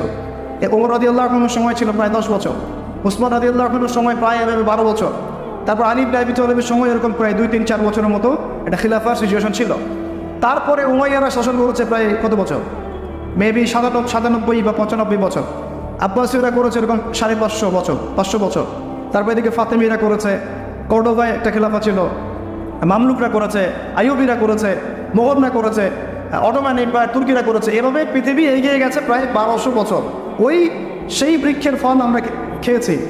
জাহিলিয়াতের সেই জাহিলি গাছ, মানে জাহিলিয়াতের যে বৃক্ষ, ওইটাকে উপড়ে ফেলে নবী সাল্লাল্লাহু আলাইহি ওয়াসাল্লাম যে তাওহীদের বৃক্ষ রোপণ করেছেন, সুন্নতের বৃক্ষ রোপণ করেছেন, ওইটার ফল আমরা 1250 বছর খেয়েছি। তারপরে আস্তে আস্তে এই যে ভাই তো বলেই গেলেন 1789 সালের কথা বললেন, তারপরে 1773 সালের কথা বললেন। এরপর থেকে যত মতবাদগুলো আসছে, ডেমোক্রেসি, সোকল ডেমোক্রেসি, সেকুলারিজম, কমিউনিজম ইত্যাদি ইত্যাদি, গডলেস ওয়ার্ল্ড, বস্তুবাদী সভ্যতা, মেটেরিয়ালিজম, এই যে ইজমগুলো যেগুলো আসছে, যত ইজম মানব রচিত, এইগুলো এসে মানব জাতিকে আবার নতুন একটা জাহিলিয়াতের দিকে নিয়ে যাওয়ার চেষ্টা করো। এখান থেকে আস্তে আস্তে ইসলামকে মাইনাস করতে ইসলাম মাইনাস হলো প্রথমে পলিটিক্যাল লাইফ থেকে, তারপর ইসলাম মাইনাস হলো ইকোনমিক লাইফ থেকে, তারপর ইসলাম মাইনাস হলো সংস্কৃতি থেকে, এখন ইসলাম মাইনাস হচ্ছে শিক্ষা থেকে। আর ব্যক্তি জীবনে আপনি ইসলাম পালন করে তাদের কোনো মাথা ব্যথা নাই। আপনি ব্যক্তি জীবনে যদি তাহাজ্জুদ গজারও হন, হাফেজ হন, আলেম হন, ঘরের এবং আমাদের আপোষে ইখতিলাফগুলো ভুলে যাওয়া, একটা প্ল্যাটফর্মে আসা, তারপরে শিক্ষার একটা বিপ্লব ঘটানো, জ্ঞানের একটা রেভলিউশন ক্রিয়েট করা। তারপরে দেখেন তিনি প্রকাশ্যে দাওয়াত দিয়েছেন, যখন নির্যাতন এসেছে তিনি কিন্তু সবর করেছেন, ধৈর্য ধরেছেন। তা আমাদেরকে সবর করা শিখতে হবে, ধৈর্য ধরা শিখতে হবে। প্রয়োজনে প্রয়োজনে তিনি হিজরত করে চলেও গেছেন, জান নাই, নিজেই তো চলে গেলেন। তো প্রয়োজনে যদি প্রয়োজন হয় তাহলে এটাও আমাদের সামনে অপশন, কিন্তু এই অপশনও আপনার সামনে এখন বন্ধ। যাবেন কোথায়? যদি দেখেন একটা জায়গায় জাহিলিয়াতদের ভর্তি, এখন যাবেন কোথায়? বরং এখন আমাদের জাহিলিয়াতের মধ্যে থেকেই এগুলোকে দূর করার চেষ্টা করতে হচ্ছে, তাই না? এটাই আমাদের সামনে খোলা আছে রাস্তা। তারপরে দেখেন আল্লাহ পাক শক্তিশালী করেছেন দাওয়াতের সাথে সাথে জিহাদ যখন শুরু হয়েছে, আস্তে আস্তে আস্তে আস্তে ইসলাম মদিনায় শক্তিশালী হয়েছে, আরবের মধ্যে ছড়িয়ে পড়েছে, এক পর্যায়ে মক্কা বিজয় হয়েছে। ওই মক্কা বিজয়ের পরে আরও অনেক বছর, আমি দেখেন না প্রায় 1200 থেকে 1250 বছর ইসলামের খেলাফত সারা বিশ্ব এভাবে এর সুফল ভোগ করেছে। এইভাবে সিরাতুন নবী সাল্লাল্লাহু আলাইহি ওয়াসাল্লামের আলোকে খুঁটে খুঁটে যদি আমরা পড়া শুরু করি এবং কোরআন সুন্নাহর সাথে মিলাই, নিজেরা পরিবর্তন হই, ব্যক্তি জীবন পরিবর্তন করি, পরিবারটাকে পরিবর্তন করি, আমার অর্থনীতি ঠিক করি, আমি হালালের উপর থাকি, আমার শিক্ষা ঠিক করি, আমার সংস্কৃতি ঠিক করি, এবং আমাদের ঊর্ধ্বতন কর্তৃপক্ষ যারা আছে তাদেরকে সঠিক ইসলামের মেসেজটা পৌঁছায় এবং যুগোপযোগীভাবে পৌঁছায়, প্রত্যেক ডিপার্টমেন্টে দাওয়াত পৌঁছায়। আল্লাহ চাইতে হয় এখানে ইসলাম কায়েম হবে, না হলে এটা ধ্বংস হয়ে যাবে। এ দুটো অপশন, হয় আমরা এই দাওয়াত দিতে দিতে দিতে দিতে ইসলামের জন্য কাজ করতে করতে নিজেরাই হালাক বা ধ্বংস হয়ে যাবো, না হলে ইনশাআল্লাহ তাআলা আল্লাহর ইচ্ছায় বিইজনিল্লাহ আল্লাহর জমিনে দিন কায়েম হবে ইনশাআল্লাহ। তো এখন এই জন্য আমাদের প্রয়োজন ভাই এই কয়েকটা বিষয়। আমাদের সবার আগে দরকার একটা ওহীভিত্তিক জ্ঞানের বিপ্লব। রাজি আছেন তো? ইনশাআল্লাহ ওহীভিত্তিক জ্ঞানের বিপ্লব দরকার, পাশাপাশি দরকার আমাদের সুন্নাহ ভিত্তিক জীবনযাপন। একটা কাজও সুন্নাহর বাইরে করা যাবে না। আমাদের দরকার একটা হালাল অর্থনীতি। 4 নম্বর আমাদের দরকার আদর্শ ইসলামী পরিবার, আদর্শ ইসলামী পরিবার দরকার। 5 নম্বর দরকার সৎ কাজে আদেশ, একই সাথে অন্যায় কাজে নিষেধ। দরকার ওলামায়ে কেরামদের মধ্যে ঐক্যের প্ল্যাটফর্ম ক্রিয়েট করা, উম্মাকে ভাগ না করা। যথেষ্ট হয়েছে, এগুলো বন্ধ করেন আল্লাহর রাস্তা। যা হয়েছে যথেষ্ট, যা হয়েছে প্রয়োজনের চেয়ে অনেক বেশি হয়ে গেছে। আমরা দেখিয়ে দিয়েছি আমরা কিভাবে বিভক্ত হতে পারি, নাউজুবিল্লাহ। তো দরকার আমাদের মধ্যে হৃদ্যতা, মহব্বত, ভালোবাসা, সালাম বিনিময়, একটা ঐক্য। তারপরে দরকার বড়দের কথা শুনে চলা, ওলামায়ে কেরাম থেকে ডিটাচ না থাকা, বরং তাদের সাথে সম্পর্ক রেখে আমাদের সামনে আগানো। এবং আমাদের সরকারকে, আমাদের প্রশাসনকে, আমাদের তরুণ তরুণী, যুবক যুবতী, কলেজ ইউনিভার্সিটি ভাই, আপনার জজ, ব্যারিস্টার, বুদ্ধিজীবী, কাউকে বাদ দেওয়া যাবে না। সবাইকেই দাওয়াত দিতে হবে। রাজি আছেন তো ইনশাআল্লাহ? সবাইকেই ইসলামের দাওয়াত দিতে হবে, কোরআনের দাওয়াত দিতে হবে, সুন্নাহর দাওয়াত দিতে হবে, সিরাতের দাওয়াত দিতে হবে। কে জানে আল্লাহ পাক চাইলে তারাও ইসলামী খেলাফত কায়েম করতে পারে। সম্ভব তো? আমাদের কাজ এটা। করবে কি করবে না এটা তাদের ব্যাপার। আমাদের কাজ প্রথমে কি করা? দাওয়াত দেওয়া। এরপরে দাওয়াত দিয়ে যদি আপনি দেখেন কোনো কাজই হচ্ছে না, আপনার জন্য অন্য রাস্তা খোলা আছে। ওই যে আবিসিনিয়া, ওই যে তায়েফ, ওই যে মদিনা, এগুলো আপনার রাস্তা। এখনকার আবিসিনিয়া কোনটা আল্লাহই ভালো জানে, এখনকার যুগের মদিনা কোনটা আল্লাহই ভালো জানে। এটা আপনাকে আমাকে খুঁজে খুঁজে বের করতে হবে। তো যাই হোক, এভাবে সিরাতে নবী সাল্লাল্লাহু আলাইহি ওয়াসাল্লামের আলোকে আমরা আজকে প্রত্যয় গ্রহণ করি, দৃঢ় শপথ গ্রহণ করি যে ইনশাআল্লাহ তাআলা আমরা আমাদের ব্যক্তি জীবন থেকে শুরু করে সর্বোচ্চ লেভেল পর্যন্ত ঢেলে সাজানোর চেষ্টা করবো ইনশাআল্লাহ। সর্বপ্রথম আমরা আল্লাহর কাছে তৌফিক চাই যেন আল্লাহ রাব্বুল আলামিন আমাদের সবাইকে নবী সাল্লাল্লাহু আলাইহি ওয়াসাল্লামের সুযোগ্য উম্মাহ হওয়ার তৌফিক দান। ডাঙ্গা বাঁচতে মুখে ভালোবাসি এমন না, সুযোগ্য উম্মাহ হওয়ার তৌফিক দান করে। দেখ 2, আল্লাহ পাক যেন আমাদেরকে তৌফিক দেন আমরা নবীকে ভালোবাসার মতো বাঁচতে পারি সাল্লাল্লাহু আলাইহি ওয়াসাল্লাম। আমরা নবী সাল্লাল্লাহু আলাইহি ওয়াসাল্লাম রেখে যাওয়া এই কোরআন এবং সুন্নাহর আমানত নিজে শিখবো ইনশাআল্লাহ, পরিবারকে শেখাবো, ওর আলোকে আমরা দাওয়াতের মেহনত করবো ইনশাআল্লাহ। প্রয়োজনে এটা প্রতিষ্ঠার জন্য আমরা সার্বিক জিহাদ আঞ্জাম দেবো ইনশাআল্লাহ। এরপরে আমরা আমাদের অর্থনীতি থেকে হালাল করবো, সমস্ত মহলে দাওয়াত পৌঁছাবো এবং উম্মার মধ্যে একটা ঐক্যের প্ল্যাটফর্ম ক্রিয়েট করার চেষ্টা করবো ইনশাআল্লাহ। আমরা কারো প্রতি চরমপন্থী হব না, একই সাথে আমরা শৈথিলতাবাদীও হব না। আমরা গোলালু মার্কাট তালগোল পাকানো এরকম মুসলিমও হব না, আবার একই সাথে চরমপন্থী ওভার এগ্রেসিভ কোনো পদক্ষেপের দিকে যাব না। আমরা মধ্যমপন্থী হব ইনশাআল্লাহ। এবং এইভাবে আমরা সিরাতের শিক্ষাকে কাজে লাগিয়ে আগামী দিনে আল্লাহ পাকের জমিনে আল্লাহর দিনকে প্রতিষ্ঠার চেষ্টা করবো ইনশাআল্লাহ। 5 নম্বর হচ্ছে রমাদান মাসে একটু ধৈর্য ধরেন। রমাদান মাসে আমরা ফরজ ইবাদতগুলোকে সর্বোচ্চ গুরুত্ব দেব ইনশাআল্লাহ। যেমন সবার আগে কি? সালাত। একটাই বল, সালাত। সালাত নাই ইসলাম নাই, সালাত নাই সে ব্যক্তি মুসলিম না। সোজা কথা শোনেন, সালাত অস্বীকার করে সে ব্যক্তি মুসলিম না। নবীজি বলছেন মান তারাকা সালাতান মুতাআম্মিদান ফাকাদ কাফারা। কেউ যদি ইচ্ছা করে সালাতকে অস্বীকার করে ছেড়ে দেয় সে ব্যক্তি কি হয়? কাফারা, কুফরি করে। সালাত না পড়ার কারণে ইমামগণ বলেছেন তাকে মুসলমানদের কবরস্থানে দাফনও করবে না। কোন ইমাম বলেছেন তাকে জানাজাও দিবা না। কোন ইমাম বলেছেন তাকে জেলখানায় বন্দি করে রাখবা। কোন কোন ইমাম বলেছেন তাকে মৃত্যুদণ্ডের শাস্তি দিবা। আমি এমনি বলতেছি না, ইমামদের কলগুলো পড়ে দেখেন। নামাজ না পড়াটা যেমন তেমন পাপ না, তো ইচ্ছা হইলে পড়লাম ইচ্ছা হইলে পড়লাম না, এমন না। যারা নামাজি তারাও যদি নামাজে সচেতন না হয় তাদের জন্যও শাস্তি আছে, নাউযুবিল্লাহ। ফাওয়াইলুল লিল মুসাল্লিন আল্লাযীনা হুম আন সালাতিহিম সাহুন আল্লাযীনা হুম ইউরাউনা ওয়া ইয়ামনাউনাল মাউন। এখানে বলা হচ্ছে মুসল্লিদের জন্য দুর্ভোগ, গাফেল, উদাসীন। আবার যারা মানুষকে দেখানোর জন্য নামাজ পড়ে এবং এই যে ছোটখাটো সাহায্য করতে অস্বীকৃতি জানায়, সূরা মাউন পড়েন, তাহলে মুসল্লিদের জন্য গাফেলতির যদি শাস্তি হয়, তাহলে যারা পড়ে না ওদের কি হবে বলেন?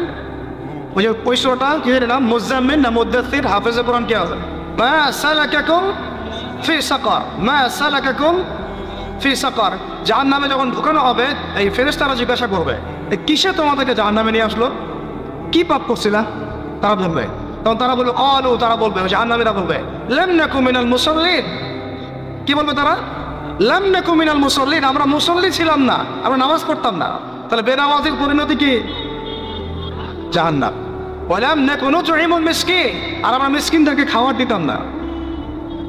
সুবহানাল্লাহ। আল্লাহ পাক আমাদেরকে সালাত আদায় করার তৌফিক দান করেন। রমাদান মাসে শক্ত করে নামাজ পড়বেন ইনশাআল্লাহ, আল্লাহ পাক তৌফিক দান করেন। 5 ওয়াক্ত নামাজ চেষ্টা করবো জামাতে পড়ার জন্যে। যদি জামাত ছুটেও যায় তাও এক পরে জামাত করে নেবেন, সেটাও না পড়েন অ্যাটলিস্ট বসায় পড়বেন। রাজি আছেন? এই যুবকরা কি হলো, বসো বসো, অল্প সময় বসেন। আরে আপনাদের চেয়ে আমার তারা বেশি, আমি 4 ঘন্টা সফর করে আসছি, আবার 4 ঘন্টা সফর করতে হবে আমাকে। আপনারা তো এখান থেকে বাসায় চলে যাবেন, যার বাসা, এত ব্যস্ত কেন? বসেন। এখন কথা হচ্ছে যে নামাজের সাথে আরো অনেক ফরজ আছে না? যেমন পড়টা কি ফরজ না ফরজ না? যাকাত ফরজ না ফরজ না? তারপরে আল্লাহ পাকের আনুগত্য করা, এটা ফরজ না ফরজ না? রাসূলের আনুগত্য, তাওহীদ ফরজ না সুন্নাত? এই জিনিসগুলো ফরজগুলোকে শক্ত করে ধরবো ইনশাআল্লাহ। রাজি আছেন? আর 4 নাম্বার হচ্ছে রমজান, এটা কি 5 নাম্বার না? 5 নাম্বার রমজান মাসে ফরজ ইবাদতগুলোতে সর্বোচ্চ গুরুত্ব দিব ইনশাআল্লাহ। রাজি? 6 নাম্বার হচ্ছে, এটা কত 6 বলছি? 5। 6 নাম্বার হচ্ছে ফরজের পাশাপাশি সুন্নত এবং নফলের পাবন্দি। ফরজের পাশাপাশি সুন্নত এবং নফলের পাবন্দি, মানে দেখেন ফরজ নামাজের আগে পিছে অনেক নামাজ আছে না সুন্নত? দৈনিক 12 রাকাত সুন্নত যে ব্যক্তি পড়বে তার জন্য জান্নাতে ঘর নির্মাণ করা হবে। কোন 12 রাকাত? ফজরের আগে 2, ফজরের আগে, জোহরের আগে 4, তারপরে 2, তারপরে মাগরিবের পরে, এশার পরে, মোট কত হলো? 12। এই 12 রাকাত নামাজ যে ব্যক্তি দৈনিক পড়বে তার জন্য জান্নাতে ঘর নির্মাণ করা হবে। তো রমজান ছাড়া এগুলো ধরার উত্তম কোনো সময় আছে? অনেক সময় মিস হয়ে যায়, রমজানে যারা থরি আমরা, আল্লাহ পাক তৌফিক দান করেন। এর পাশাপাশি দেখেন দৈনন্দিন অনেক সুন্নতের আমল আছে না? বিভিন্ন কাজের দোয়া, মাসনুন দোয়া, জিকির আজকার, এগুলো আছে না? এই প্রত্যেকটা কাজকে শক্ত করে আঁকড়ে ধরবেন ইনশাআল্লাহ, আল্লাহ পাক তৌফিক দান করেন। আমিন। যে কাজটা করবেন তার আগে জেনে নেবেন ওই কাজটা কিভাবে করলে সুন্নত হবে। সকালে উঠে এক দৌড় দিয়ে বাথরুমে যাবেন না, উঠে আগে বসবেন, চোখ ঘষবেন, মুখ থেকে ঘুমের ভাব দূর করবেন, তারপরে বলবেন আলহামদুলিল্লাহ আল্লাযী আহইয়ানা বা'দা মা আমাতানা ওয়া ইলাইহিন নুশুর। তারপরে আপনি যাবেন আস্তে আস্তে বাথরুমে, বাম পা দিয়ে ঢুকলেন, ইস্তেঞ্জা করলেন, ডান পা দিয়ে বের হবেন। ঢোকার সময় দোয়া আছে, আল্লাহুম্মা ইন্নী আউযু বিকা মিনাল খুবসি ওয়াল খাবাইস। বের হওয়ার সময় আলহামদুলিল্লাহ আল্লাযী আযহাবা আনিল আযান ওয়া আফানি গুফরানাকা, দোয়া আছে। এগুলো সুন্নাহ মোতাবেক কাজ করবেন। বুঝাতে পারতেছি? কাপড় পরবেন, যে কোনো কাপড় পরবেন না, যে কাপড় যে সুন্নত নবী পরতেন সেই সুন্নত পরবেন। চেহারা নবীর মতো হতে হবে, ক্লিন শেপ চেহারা চলবে না, ক্লিন শেপ চেহারা চলবে না। অনেকে মনে করেন যে এটা তো ফরজ কিছু না, এত তাচ্ছিল্য করেন কেন? এটাকে শেভ করা মানে হলো নবীর সুন্নতকে জবাই করা। বুঝতে পারি নাই? এক মুষ্টি রেখে কাটেন সেটা আলাদা ইস্যু, আলাদা মাসালা। কিন্তু পুরুষের চেহারায় দাঁড়িয়ে থাকতেই হবে, মাস্ট বি।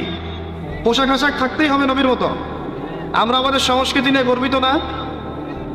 গর্বিত না? ইসলামিক সংস্কৃতি কোনো দেশ, জাতি, বর্ণ নির্দিষ্ট করে আছে না সবার জন্যে? আমাদের নবী কি আরবদের নবী না পুরো বিশ্বের নবী? তাহলে আমাদের নবীর সুন্নত কি শুধু আরবরা পালন করবেন, আমরা সবাই করব? এখন আমাদের সবার চেহারা নবীর সুন্নাহ অনুযায়ী হতে হবে। গোফ ছোট করতে হবে, দাড়ি লম্বা করতে হবে, পোশাক ঠিক করতে হবে, টাকনোর উপরে কাপড় পরতে হবে। এখন ছেলেরা পরে টাকনোর উপর কি, হ্যাঁ ছেলেরা পরে টাকনোর নিচে, আর মেয়েরা পরে কি উপরে। এরপরে বসে ছেলের সাথে বাইকে, দেখবেন হাঁটু পর্যন্ত দেখা যায়। সেটা এমন না এখন হুজুর আপনারাও দেখেন না? আমরা দেখি না, আপনারা দেখা, আমরা কি করি না, আমরা দেখি না, বরং আপনারা দেখালে আমরা চোখটা সরাই বলি আউযু বিল্লাহি মিনাশ শাইতানির রাজিম। চোখে বললে আমরা কি বলি? আউযু বিল্লাহি মিনাশ শাইতানির রাজিম। এখন আসেন আমাদের পোশাক আশাক, কথাবার্তা, চলাফেরা, আমল, খাওয়া, ঘুম, ব্যবসা বাণিজ্য যা আছে, রাজনীতি, অর্থনীতি, সমাজনীতি, সব কিছু নবীর সুন্নাহ মাফিক ঢেলে সাজাইতে হবে। রাজি কিনা? রমজান মাসে না নিয়ত করা যাবে ইনশাআল্লাহ? ইনশাআল্লাহ, আল্লাহ পাক তৌফিক দান করেন, আমিন। কয়টা বলছি ভাই? 6টা, না 7টা, 6টা। 7 নম্বর আসেন ভাই। 7 নম্বর হচ্ছে আমরা কোনো অবস্থায় হারাম কোনো রিজিকে যাব না। রাজি? রোজা রাখতেছেন, ইবাদত করতেছেন, নামাজ পড়তেছেন, তারাবি পড়বেন, অনেক কিছু করবেন, এবার এদিকে রিজিকে সুদ, এদিকে রিজিকে ঘুষ, রিজিকে এখানে দুর্নীতি, এখানে করাপশন, এখানে বাপের কম দেওয়ার, একটা ইবাদতও কবুল হবে না। হারাম রিজিক থাকলে বিশ্বাস করে, আমি এমনি কথা বলতেছি না, নবী সাল্লাল্লাহু আলাইহি ওয়াসাল্লাম বলেছেন ইন্নাল্লাহা তাইয়্যিব লা ইয়াকবালু ইল্লা তাইয়্যিব। আল্লাহ পবিত্র, আল্লাহ পবিত্র ছাড়া গ্রহণ করেন না, কবুল করেন না। মুসাফিরের দোয়া আল্লাহ ফিরায় দেন না। সেই মুসাফির যদি হারাম খায়, সেই দোয়াও কবুল হচ্ছে না। একজন মুসাফির হাত তুলে দোয়া করছিলেন, নবীজি বলছেন মাথায় ধুলা, গায়ের কাপড় ঠিক নাই, মুসাফির সেজদায় আল্লাহর কাছে দোয়া করছে, হাত তুলে দোয়া করছে, আল্লাহ আমাকে এইটা দাও, ওইটা দাও, ওইটা দাও, ইয়া রব্বি, ইয়া রব্বি, ইয়া রব্বি। নবীজি বলছেন এই ব্যক্তি যদিও মুসাফির, কিন্তু কিভাবে তার দোয়া কবুল হতে পারে? তার পানীয়টা হারাম, তার খাবারটা হারাম, তার পোশাকটা হারাম। যেতে পারছে ভাই? এমনিতে মুসাফিরের দোয়া কবুল হয়। 3 ব্যক্তির দোয়া আল্লাহ ফিরায় দেন না। কয় ব্যক্তি? এক নম্বর হচ্ছে মুসাফির, 2 নম্বর হচ্ছে কি সন্তানের জন্য পিতামাতার দোয়া, আর 3 নম্বর কি মাজলুমের দোয়া। মাশাআল্লাহ, আপনারা জানেন ভালোই। মাজলুম মানে কি? যার উপর জুলুম করা হয়, যার উপর জুলুম করা হয়েছে। আমরা এখন কিন্তু সবাই মাজলুম, তাই না ভাই? পুরো মুসলিম উম্মাহ এখন মাজলুম। ইনশাআল্লাহ এই অবস্থা থাকবে না। ইনশাআল্লাহ জালেম যেখানে জুলুম করবে পতন হবে, সমস্ত জালেমদের পতন বিশ্ব থেকে হবে ইনশাআল্লাহ। এটা সময়ের ব্যাপার। কিসের ব্যাপার? আল্লাহ পাক পরীক্ষা করছেন আমাদেরকে। ইসরায়েল সারা জীবন বোম মারতে থাকবে না ইনশাআল্লাহ তাআলা। ফিলিস্তিনের মা বোনরা এভাবে ধর্ষিত হবে না ইনশাআল্লাহ। একদম এই বাচ্চারা বড় হবে, ওরা যুদ্ধ করবে ইনশাআল্লাহ। এই ভাইরা যাদেরকে মারা হচ্ছে, এই লীলা খেলা চলবে না ইনশাআল্লাহ। ইনশাআল্লাহ তাআলা এই হাদিসের উপর বাস্তবায়ন হবে। কোন হাদিস? নবীজি বলেছেন লা তুকাতিলুন্নাল ইয়াহুদ, তোমরা অবশ্যই এই জালেম ইহুদীদের সাথে যুদ্ধ করবেই। ওয়ালা তাকতুলুন্নাহুম, তোমরা অবশ্যই এদেরকে হত্যা করবেই। এমনকি ওরা পাথরের পিছনে লুকালেও হাত্তা ইয়াকুলুল হাজার ওয়াশ শাজার, পাথর গাছ কথা বলা শুরু করবে। ইয়া মুসলিম, হে মুসলিম সৈন্য, ইন্না ওয়ারাইল ইয়াহুদ তাআল ফাকতুলহু, আমার পিছনে ইহুদি লুকিয়ে আছে, ভয়ে লুকাইছে, আসো একে হত্যা করো। কে বলবে? পাথর গাছ কথা বলবে। এটা গালগর্দ রূপ কথা না। তো এখন যা দেখতেছেন এগুলো চিরস্থায়ী নয়। তো কথা প্রসঙ্গে চলে আসলো, 3 ব্যক্তির দোয়া আল্লাহ পাক ফেরত দেন না। মাজলুম, সন্তানের জন্য পিতামাতার দোয়া এবং মুসাফিরের দোয়া। কিন্তু যদি রিজিক হারাম হয় তাহলে হবে না। তাহলে আমাদের নসিহত নাম্বার কতটা? 7। আমরা কোনো অবস্থায় হারাম রিজিকে সম্পৃক্ত হব না। রোজা রেখে তো মোটেই না, এবং এটা চর্চা করবো যাতে করে আমরা হারাম থেকে বেঁচে থাকতে পারি। ঠিক আছে ভাই? 8 নাম্বার হচ্ছে আমরা রমজান মাসে সবার জাকাতগুলো দিয়ে দিব ইনশাআল্লাহ। জাকাত যাদের ফরজ হয়েছে আল্লাহর রাস্তায় জাকাত দিয়ে দেন। জাকাত দিবেন না, এটাও জাহান্নামে যাওয়ার অন্যতম কারণ। ওই সম্পদগুলোকে এভাবে গলানো হবে, গনিয়ে মুখে, গালে, পার্শ্বদেশে, চামড়ায় লাগিয়ে দেওয়া হবে। নাউজুবিল্লাহ। সূরা তাওবায় আছে না? কোন সূরায়? তাওবায়। জাকাত দিতে হবে। কেউ যদি জাকাতকে অস্বীকার করে সে কাফের হয়ে যাবে। কেউ যদি জাকাতকে অস্বীকার করে কি হয়ে যাবে? কাফের হয়ে যাবে। কেউ যদি মনে করে নামাজ ফরজ, নামাজ মানি, জাকাত মানি না, কি হয়ে যাবে? কাফের হয়ে যাবে। এখন আমার কথা হচ্ছে ইসলামী অর্থনীতির মূল ভিত্তি হচ্ছে জাকাত। জাকাত যদি ঠিকঠাক মতো দিতেন, বাংলাদেশে একটা দরিদ্র মানুষও খুঁজে পাওয়া যাইতো না। এটা গাল গল্প না, এটাই বাস্তবতা, কিন্তু আমরা সেটা বাস্তবায়ন করতে পারছি না। আমার কথা শোনেন ভাই, বাংলাদেশে এমন অনেক মানুষ আছে, হাজার হাজার, যাদের জাকাত যদি আপনি কালেক্ট করতে পারেন, সমাজে একটা দরিদ্র মানুষও খুঁজে পাওয়া যাবে না। এমন একজন মানুষের জাকাত দিয়ে আপনি একটা গ্রামের মানুষে খাওয়াইতে পারবেন। মিলসের মালিক জাকাত দেয় না, গার্মেন্টসের মালিক অনেক জাকাত দেয় না, ফ্যাক্টরির মালিক জাকাত দেয় না, অনেকে কানাডায় বাড়ি ঘর করতেছেন, এখানে জাকাত দেন না। আছে না এরকম? জাকাত না দিলে ইসলামের খুঁটি থেকে নাম কাটা পড়ে গেল। ইসলামের ভিত্তি কয়টা? 5টা না? তাওহীদের পরে কি সালাত না? সালাতের পরে কি জাকাত, তারপরে না রমাদান এবং হজ, তাই না বিষয়টা? আল্লাহ পাক আমাদেরকে ইসলামের এই 5টা পিলারের অন্যতম পিলার জাকাতের উপর আমল করার তৌফিক দান করেন। কয়টা বললাম ভাই?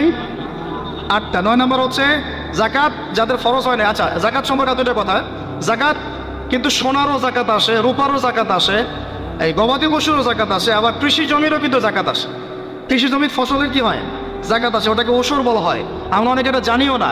ওলামায়ে কেরামদের সাথে পরামর্শ করবেন, আপনার সম্পদ জাকাত আসছে কিনা এটা নিসাব পরিমাণ হলে বের করে ফেলতে হবে। আল্লাহ পাক আমাদেরকে জাকাতগুলো বের করার তৌফিক দান করে। আচ্ছা, আর জাকাত দিবেন এমন জায়গায় যেখানে দিলে দিনের খেদমত হচ্ছে। ইন্নামা সাদাকাতু লিল ফুকারা ওয়াল মাসাকিন ওয়াল আমিলিনা আলাইহা ওয়াল মুআল্লাফাতি কুলুবুহুম, আয়াত আছে না? ওয়া ফির রিকাব, এটা সূরা তাওবায় আছে না? সূরা তাওবার 60 নম্বর আয়াত। কত নম্বর? 60। সূরা তাওবার কত নম্বর? এই সূরার 60 নম্বর আয়াতে জাকাতের 8টা খাত বর্ণিত আছে। এই যে কোনো খাতে আপনি দিতে পারেন, তবে আমার পরামর্শ দিনের রাস্তায় ফি সাবিলিল্লাহ এগুলোতে জাকাত দিলে ভালো হবে, আত্মীয়দেরকে দিলে ভালো হবে, মিসকিনদেরকে দিলে ভালো হবে। চাপ আল্লাহ পাক তৌফিক দান করে দেন। তো এটা হলো 8। 9 নম্বর হচ্ছে 9 না 8 শেষ হলো 9 নম্বর। 9 নম্বর জাকাত ছাড়াও আমরা বেশি বেশি দান সদকা করবো। চাপ রমজানে বেশি বেশি সদকা করবেন, বেশি বেশি সদকা।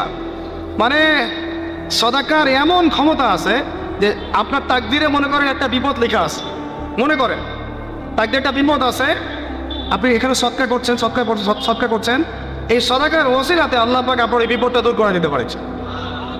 একটা রোগ হয়েছে, বিপদে পড়ে গেছেন, এখন যদি গোপনে গোপনে সদকা করতে থাকেন এবং ওই ওসিলায় আল্লাহর কাছে দোয়া করেন যে আল্লাহ এই সদকার ওসিলায় আমার এই বিপদটা তুমি কাটায় দাও, আল্লাহ কাটাই দেবে। চান সদকার এমন ক্ষমতা আছে, তবে এটা ঘাটদোল পিটায় না, যত পারেন গোপনে গোপনে।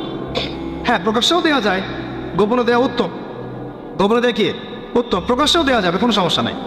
আমরা সদাকা দিব বেশি বেশি চেষ্টা করবো আত্মীয়র হক দেওয়ার, আত্মীয়দেরকে দেওয়ার জন্য। প্রতিবেশী, আমাদের সমাজের ইয়েতিম, আমাদের সমাজের বিধবা, আমাদের সমাজের মিসকিন, ভালো ভালো জায়গা সদকা করবেন। ঢাকা শহরে দেখা যায় অনেক সময় আমরা গাড়ি দিয়ে যাই, গাড়ির সামনে গ্লাসে নক করে টাকা যাচ্ছে, আল্লাহর ওয়াস্তে কিছু দেন। কে জানি হাদিসটা ভিক্ষুকদেরকে শিখাইছে। কোন হাদিস জানেন? যে আল্লাহর ওয়াস্তে কারো কাছে কিছু চাইলে ফিরাইতে হয় না। আল্লাহর ওয়াস্তে যদি কেউ আপনার কাছে কিছু চায়, যে আল্লাহর ওয়াস্তে ভাই আপনার কাছে আমি 10টা টাকা যাচ্ছি, থাকলে দেন, তাহলে এটা ফিরাইতে হয় না। বেচারা আল্লাহর ওয়াস্তে চাইছে, আমি ফিরাবো কেন? আল্লাহর দোহাই দিছে। তো প্রত্যেকটা ভিক্ষুক দেখবেন চায় আল্লাহর ওয়াস্তে দেন। সেটা নিয়ে গাঁজা খান আর কি করে করবো, আল্লাহর ওয়াস্তেই চাচ্ছে। তো অনেক সময় দেখা যায় অনেক ভিক্ষুকের ফ্ল্যাট আছে ঢাকায়, কি আছে, আর আমরা ভালো থাকি, যারা দেই তারা ভালো থাকি, ওই ভিক্ষুকের ফ্ল্যাট আছে। সুবহানাল্লাহ। তো প্রতারণা যুক্ত, বোঝার বুদ্ধি নাই কোথায় দিলে ভালো হবে। এই জন্যে বাছাই করে ধরে সদকা করবেন, দিনই খাতগুলোতে বেশি সদকা করবেন। আল্লাহ পাক তৌফিক দান। আর সবচেয়ে ভালো হয়, আমার পরামর্শ, সবচেয়ে ভালো হচ্ছে আত্মীয়দেরকে দিবেন। এখানে আপনি 2টা নেকি পাবেন। কয়টা? এক, আত্মীয়র হক রক্ষা করলেন, হক আদায় করে তার নেকি, সদকা তো করলেন, এটার নেকি আছে। আবার আত্মীয়র সম্পর্ক বজায় রাখলেন, সুসম্পর্ক বজায় রাখলেন, এটা আরেকটা নেকি। আত্মীয়দের সম্পর্ক রক্ষা করা বিশাল ইবাদত। মানে এটা সিলাতুর রাহিম, এটা আল্লাহ পাকের আরশের সাথে ঝুলে থাকে। যে আত্মীয়তার সম্পর্ক রক্ষা করে আল্লাহ পাক তাকে রক্ষা করবেন। আত্মীয়তার সম্পর্ক যে নষ্ট করে দেয় আল্লাহ পাক এই কেটে ফেলবেন। এটা আত্মীয়তার সম্পর্ক নষ্ট করতে হয় না। আত্মীয়তার সম্পর্ক নষ্টকারী জান্নাতে যায় না। এটা না হাদিসটা ওস্তাদ? লা ইয়াদখুলুল জান্নাতা কাতিউর রহিম, মানে আত্মীয়তার সম্পর্ক, রক্তের সম্পর্ক যারা কাতি মানে কেটে ফেলে,